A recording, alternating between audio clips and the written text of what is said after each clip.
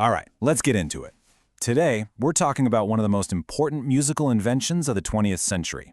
Seriously, it's a story born from fierce competition, raw creativity, and a whole lot of bass. So let's dive right in, the incredible story of the Jamaican sound system. See, to really get this story, you gotta feel it first. We're not talking about background music here. No way. This is a physical force. It's a vibration that can literally shake a building to its foundations and move an entire community. It's not just sound, it's alive. And that presence, it has a name, the Wall of Sound. So what we're going to do is break down how these cowering stacks of speakers became this almost spiritual, foundational force that first shook a nation and then went on to shake the entire world. So let's set the scene. We're going back to the late 1940s. I want you to picture Jamaica.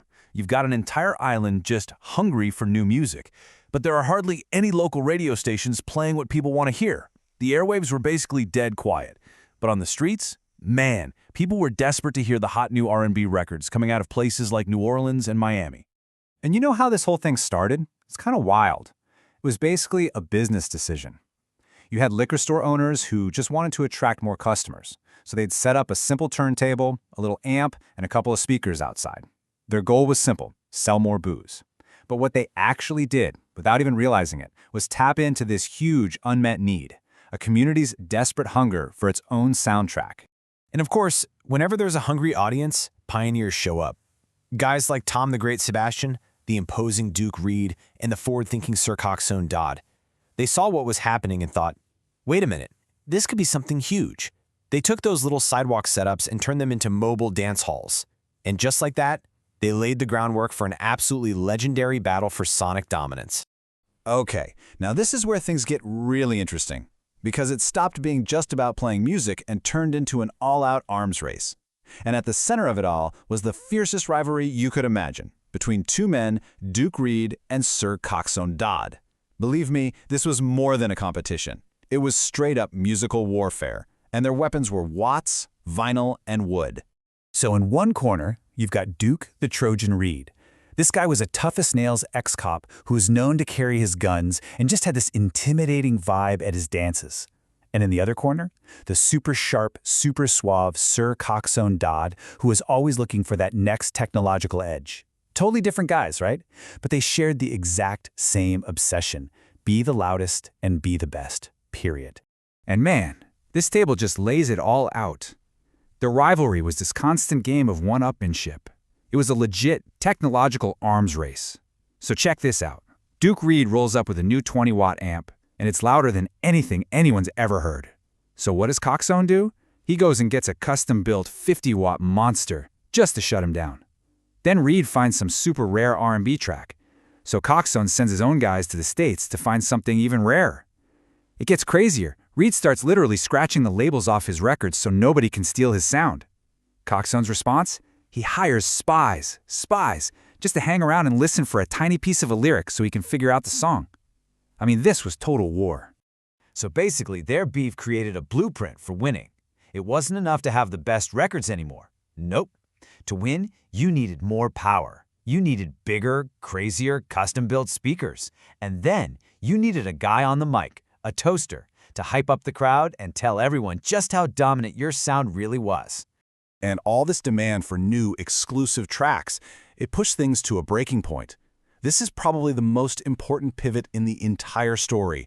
The arms race literally forced them to stop just playing music and start making it. And to make that happen, the sound system had to evolve. It wasn't a one-man show anymore. It was a whole crew, a well-oiled machine. You had the selector. That's the brains, the person with the taste, picking the records. Then the DJ or toaster. He's the voice, the original MC, hyping everybody up. And then the unsung hero, the engineer. This was the heart of the operation, the genius tuning the bass so you could feel it in your chest from blocks away. So you can probably guess what happened next.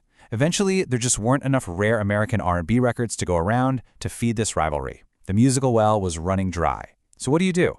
The solution was as simple as it was revolutionary. If you can't find the music, you make it.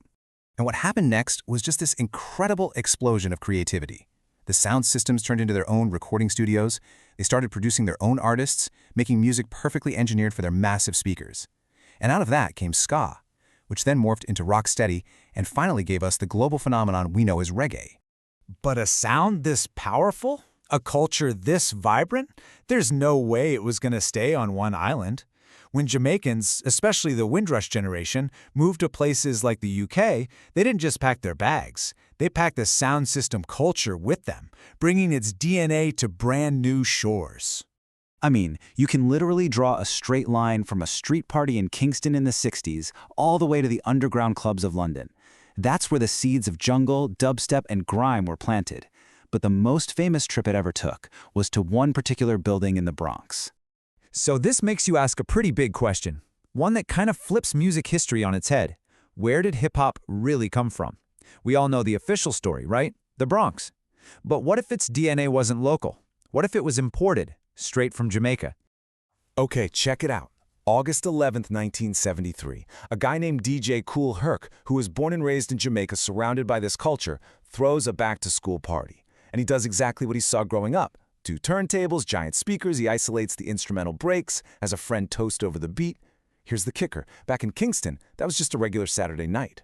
But in the Bronx, that was the day hip-hop was born. So, when you put it all together, you realize the sound system is so much more than just a pile of gear. It's not just wood and wires and giant speakers. It's a living, breathing cultural institution. Think about it. It's a symbol of resistance, a way of creating a whole world of sound out of nothing. It's a community center, a newspaper for the streets, and for a lot of people, it's a church where the sermon is delivered through a wall of bass. And that leaves us with one last question to think about. The sound system was just technology, right? Born out of necessity, but it ended up giving the world reggae and hip-hop. So it really makes you wonder, with all the tech we have in our pockets right now, what's the next revolutionary sound being born? What's going to be our generation's gift to music?